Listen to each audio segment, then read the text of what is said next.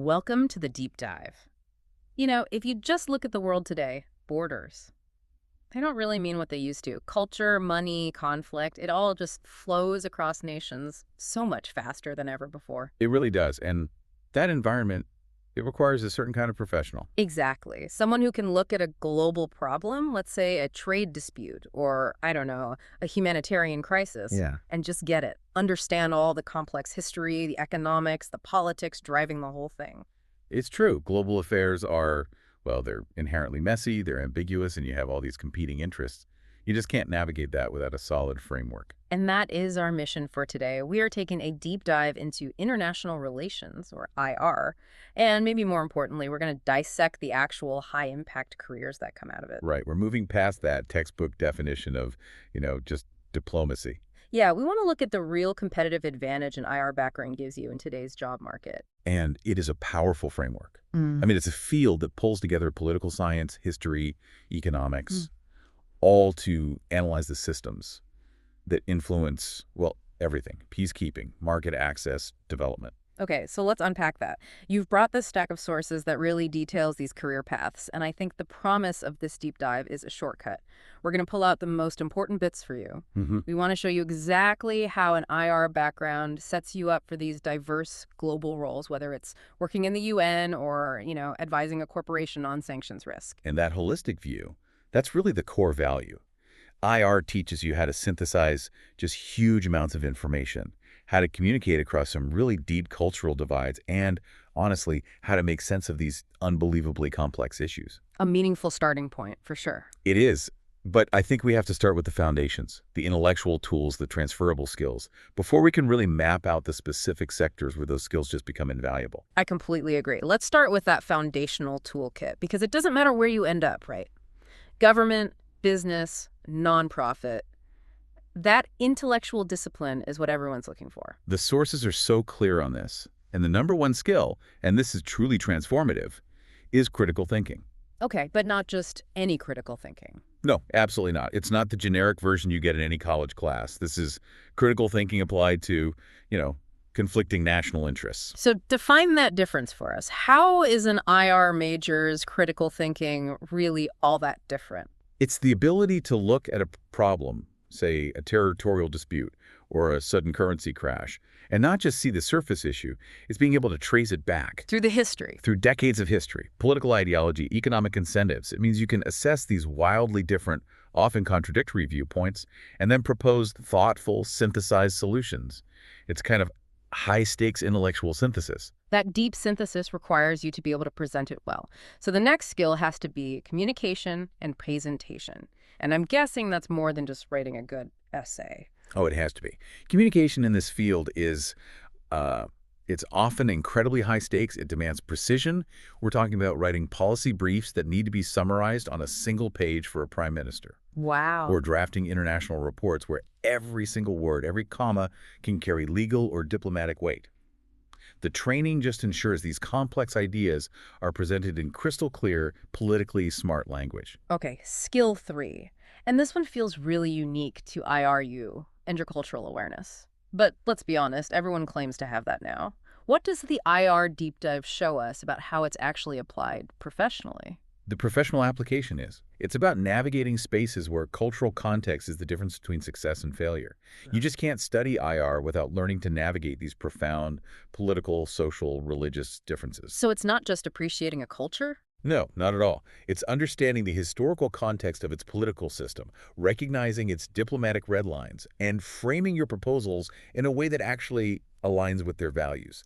It's mandatory for any kind of effective negotiation. And we have to mention the force multiplier here, language proficiency.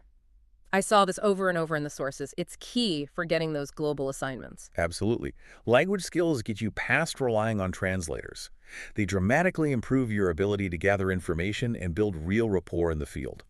When an analyst or an aid worker can communicate directly, fluently, they just get access to a depth and a nuance that everyone else misses. Okay, so we have the toolkit.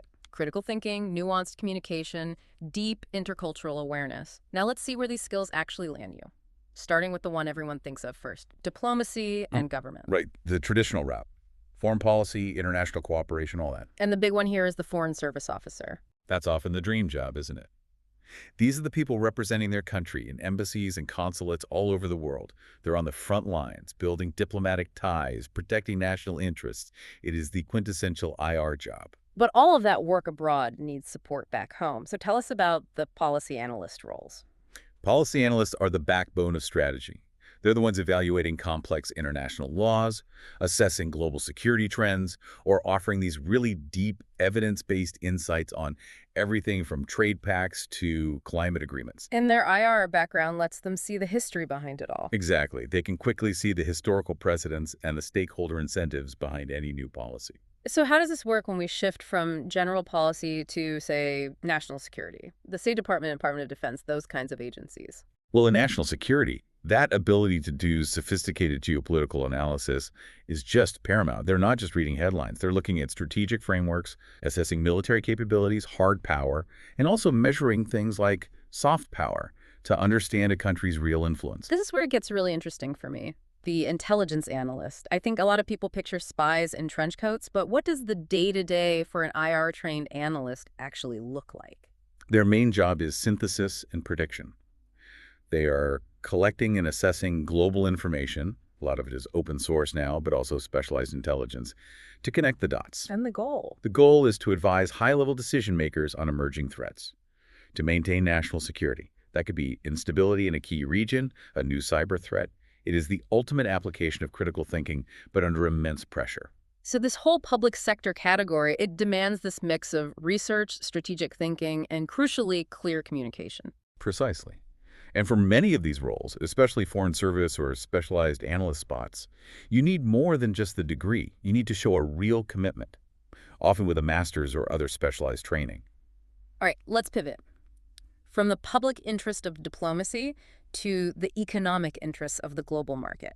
Because global affairs and commerce are they're completely intertwined. They really are. It's a very connected shift. If the government is worried about a treaty, the business sector is worried about the risk the treaty creates. So let's start with international trade specialists. How does an IR background give them an edge over, say, a standard business major? It gives them that critical layer of political risk analysis. The IR-trained specialist isn't just managing import-export paperwork. They are constantly watching for shifting tariffs, new sanctions, geopolitical flare-ups that could shut down a trade route overnight. They understand the why behind the regulations. Exactly, and that flows right into the next role. Yeah. Global business consultants. These are the strategic advisors. They advise huge corporations on expanding into new markets. They have to analyze not just if the market is viable, but the political stability, the local labor laws, the risk of the government seizing their assets. They connect political science directly to the bottom line. It sounds almost impossible given how complex it is. It demands that synthesis we talked about. And remember, trade isn't just policy, it's physical stuff. Which brings us to supply chain managers. An area where an IR background is becoming more and more important. Absolutely, because they're coordinating the global movement of goods. When a war breaks out or a new environmental treaty is signed, the IR-trained supply chain manager is the one who can predict the impact and reroute things proactively. And finally, let's tie this back to that cultural awareness skill with international marketing professionals. Oh, this is essential. They're the ones adapting a brand's message for different global audiences. But they do it based on research that includes history and culture.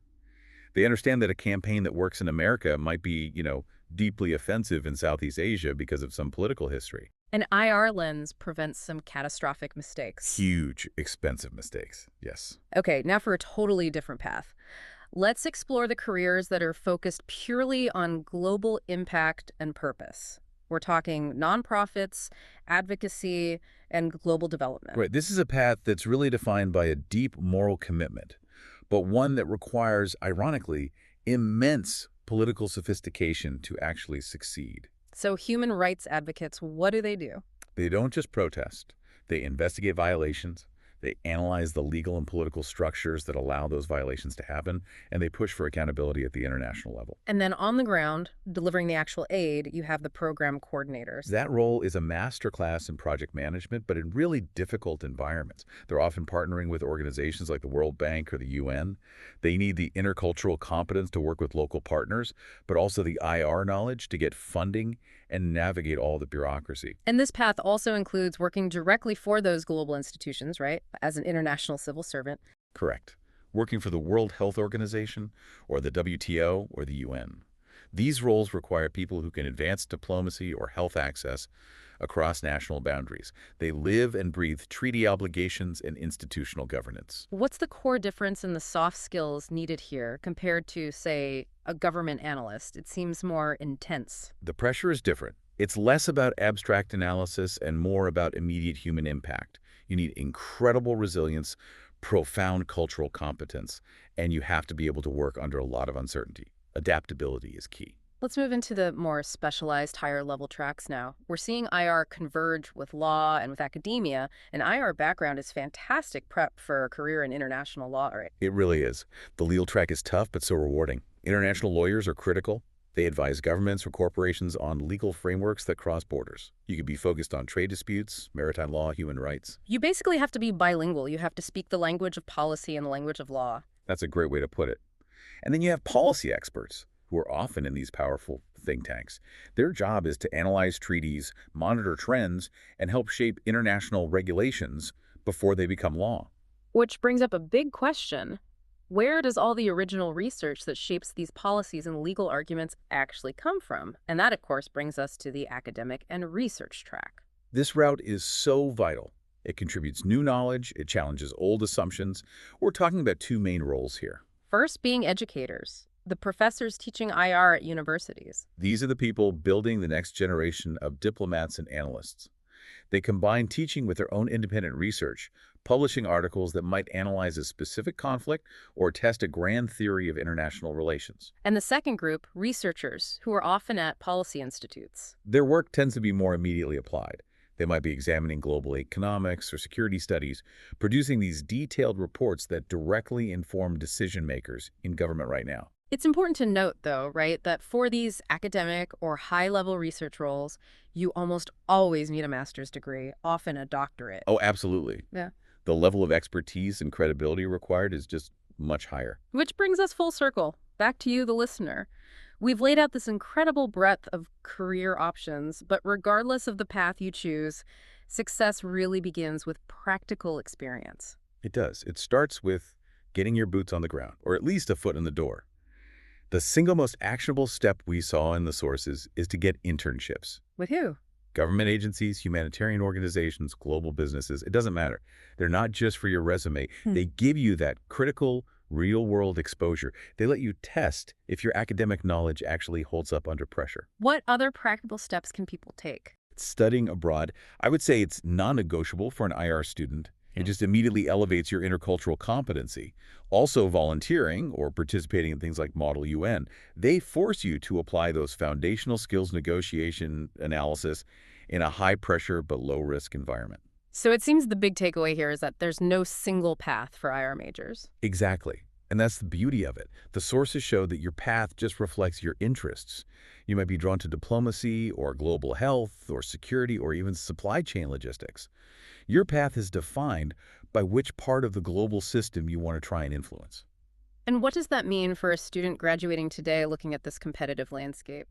It means they have a powerful edge. They end up in these crucial roles, advising corporations on expansion, supporting institutions like the UN, analyzing trends as intelligence analysts, coordinating policy as government liaisons. They're the interpreters of globalization. So this deep dive really shows that studying IR, it gives you this profound understanding of how people, policies, and ideas move across borders. It equips you with these tools, communication, critical thinking, cultural awareness that are just applicable everywhere, from an embassy to a boardroom. Precisely. For anyone interested in these global systems, it's not just a major. It's a really meaningful, challenging starting point for deciding where you want to make your contribution. An absolutely outstanding overview of the opportunities. And here's a final thought to leave you with. We've established how broad international relations is, how it borrows from so many disciplines. But an important next step, if you really want to deepen your understanding, is to explore the critical distinction between political science versus international relations. That line in the sand, that shift from a domestic focus to global systems, that is where the specialized expertise we've been talking about all this time truly begins.